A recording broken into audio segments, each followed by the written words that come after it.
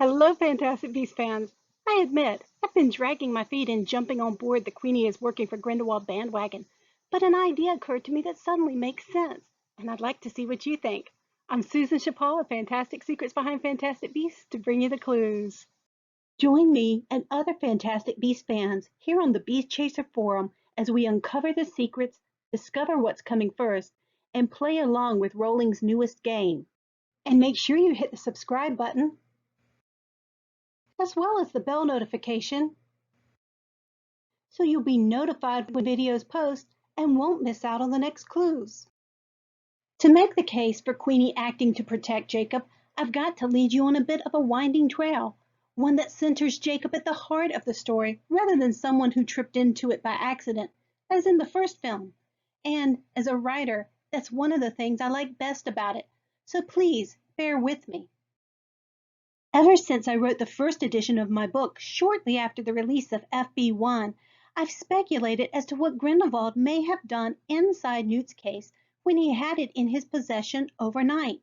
He had plenty of time to explore the contents, as evidenced by him removing the Obscurus the next day. However, Grindy did not expect to lose control of Newt's case. Perhaps he thought he had more time to explore at his leisure. Perhaps he even left something behind. As we've already discussed that Grindelwald was busy building his armory of magical beings and beasts, surely he was thrilled with the magical menagerie that just landed in his lap, a trunk full of creatures with powers he could weaponize, like the horn of the Arapent or the breath of the Nundu, and all of which could be carried along in a nondescript suitcase, as long as he got rid of Newt first. Perhaps part of his reason for ordering the execution of Newt and Tina was to gain full control of Newt's case. But the next day, Newt was gone along with his case, and then later, Grindelwald was revealed and arrested. Can you imagine how he must have stewed and plotted while in jail on how to get his hands clenched firmly on that case as soon as he escaped, which he surely would. And in an exciting scene glimpsed in the first trailer, we see Grindelwald with two wands drawn on him being transported in a coach flown by Thestrals.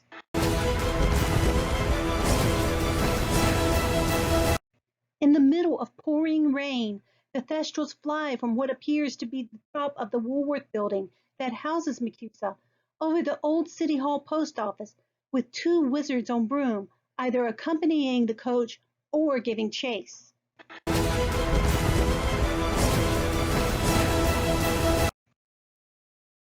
The filmmakers recently tweeted this GIF. So, if travel by Thestral is neither joyous nor encouraged, why choose it? And what went wrong? Possibly the choice of using Thestrals in the first place. Yes, they're known for their speed, able to deliver from Hogwarts to the Ministry quicker than broom. However, it's possible that Grindelwald has an affinity for Thestrals, as he's doubtlessly very familiar with death. Also, the Elder Wand, which he possesses, has a Thestral core. Would the beast sense this link? And could it have aided in his escape? I've got one more curious connection with the Thestrals, but as it's not part of this theory, I've tacked it onto the very end of this video. And who do you think will be the first Grindelwald will go after once freed? Newt for putting him in prison? Or Tina for betraying him? The last person would be Jacob, right? Unless, what if the thing Grindelwald wants most, Jacob now possesses, at least partially? I think the first thing Grindelwald will do is go for the case of beastly weapons. But where is it? As I stated in a prior video, but to refresh your memory, when Newt bumps into Jacob at the tail end of the film and switches over the silver alchemy shells for his collateral, does he also switch over his own case as well?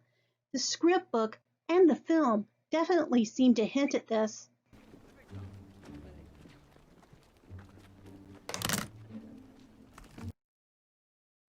You heard that click. We've heard it before and seen Jacob securing Newt's case at a critical moment earlier.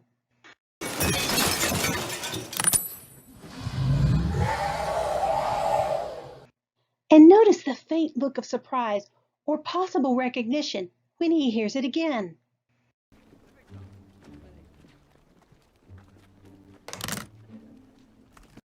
Jacob now has Newt's case, and Newt must have Jacob's, as at the beginning of the first film, but this time with the animals transferred out. And there may even be a spy lurking about who reports back to Grindelwald. Although everyone else is hurrying along their way, this guy seems to take an intense interest in Jacob and his case. I admit this is slim, but is curious. In switching his case to Jacob, along with the shells, could Newt have unwittingly set his friend up as Grindelwald's primary target? And could Grindelwald have gone after Jacob, tracking him down through Queenie?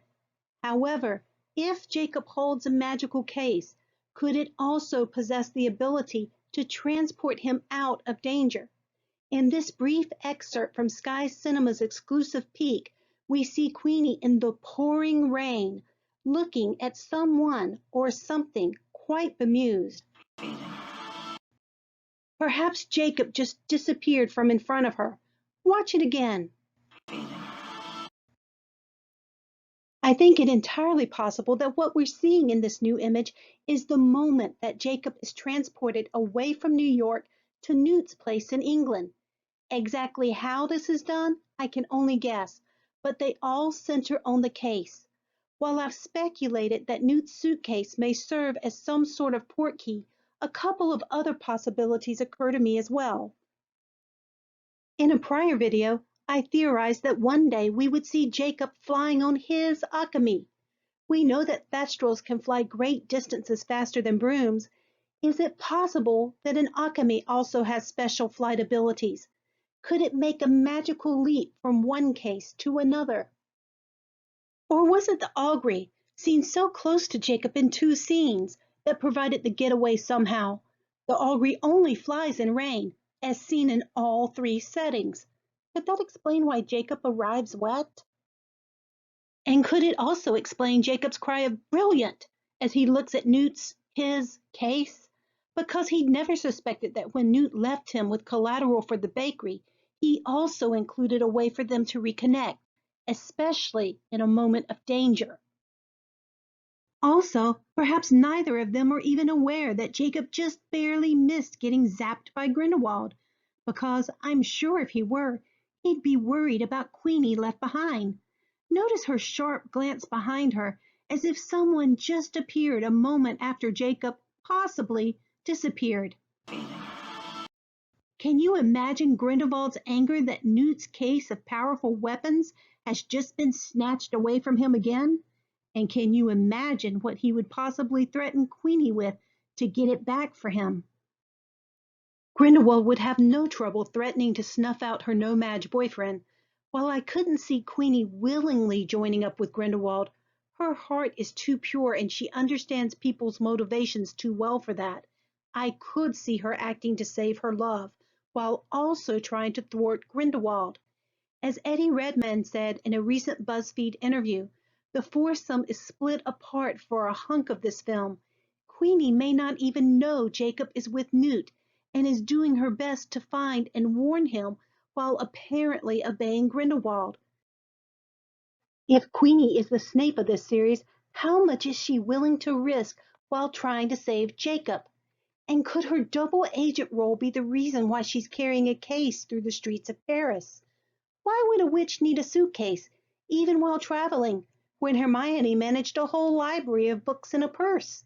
Unless Queenie's case also has magical properties, like a charm to switch the contents from one case to another, such as Newt's must have done in front of Jacob's canning factory.